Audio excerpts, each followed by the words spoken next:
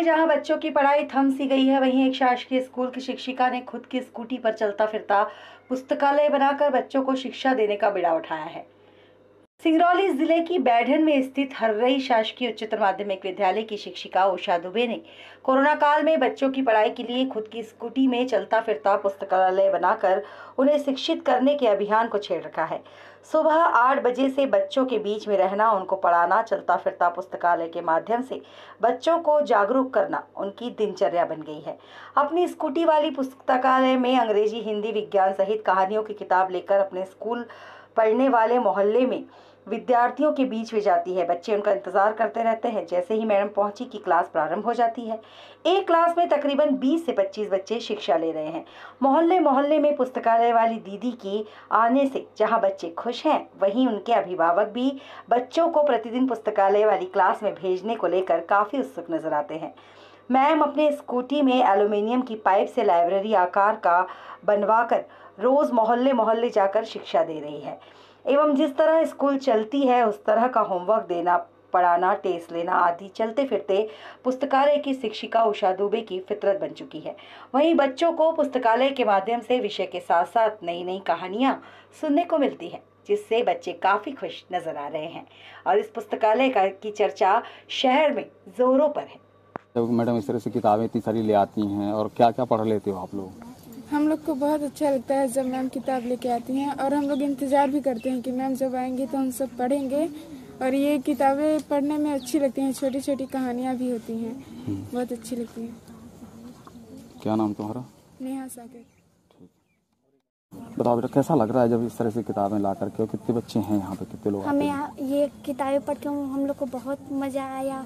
हम यहाँ पे एक मिनट का खेल भी खेलते हैं और खेल हम लोग खेलते हैं तो हमें बहुत मज़ा आता है। इससे हमको शिक्षा भी मिलती है।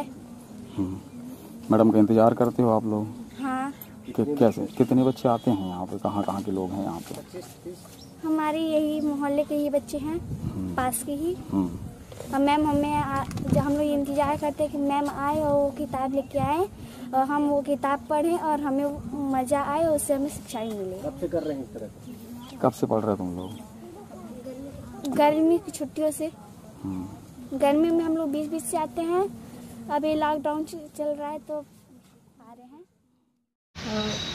राज्य शिक्षा केंद्र भोपाल द्वारा अभी हमारा घर हमारा विद्यालय कार्यक्रम संचालित है, जिसमें 18 अगस्त से 24 सितंबर तक खूब पढ़ो अभियान एक चलाया जा रहा है, जिसके तहत बच्चों में रीडिंग हैबिट्स विकसित करने के लिए उनको पुस्तकें पढ़ने के लिए प्रेरित करना है। और बच्चे उसमें घर में ही जो उनके पाठ्य पुस्तकें हैं, अखबार हैं, कहानी की किताबें हैं, उनको पढ़ें और अपनी पढ़ने की आदत को बढ़ाएं। तो इसी के तहत मेरे मन में एक आइडिया आया कि क्यों ना मैं अपनी मोहल्ला कक्षाओं में कुछ कहानी की पुस्तकें यदि ले जाऊं तो मेरे बच्चे पढ़ाई के प्रति थोड़ा ज़्यादा उत्सुक होंगे। और मैं जब ये पुस्तकें लेके जाने लगी इस तरह से फ्रेम में, तो हमारे बच्चों को वास्तव में पढ़ने में काफ़ी आनंद आने लगा। और जहाँ मैं मोहल्ला क्लास लेती हूँ वहाँ पे बच्चों की संख्या भी बढ़ने लगी।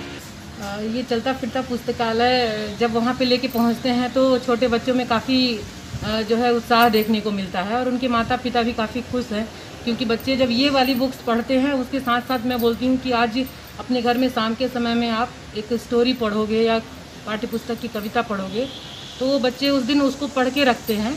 और हम लोग खूब पढ़ो अभियान के अंतर्गत बच्चों में 2-3 प्रकार की प्रतियोगिताएं भी रखते हैं अपनी मोहल्ला कक्षाओं में, जैसे पढ़ना, लिखना।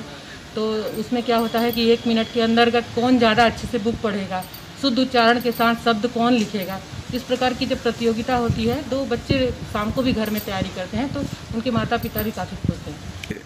ये पुस्तकालय, इसमें जो ये वर्षा सीरीज़ की पुस्तकें हैं, ये राज्य शिक्षा केंद्र से भोपाल से प्रत्येक विद्यालय के लिए मिली हुई हैं। तो हमारे विद्यालय में ये 2 सेट है, एक प्राथमिक और एक माध्यमिक की। तो मैंने प्राथमिक की एक सेट रख ली है अपने पास, ताकि मैं जहाँ भी जाऊँ वहाँ पे बच्चों को ये पुस्तकें दूँ।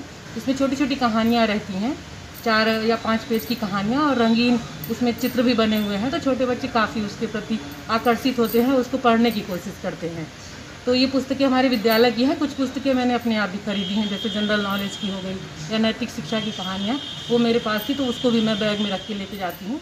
वहाँ जो बच्चा पढ़ना चाहता है मैं उसको देती हूँ। लगातार खबरों के लिए बेल आइकन दबाइए।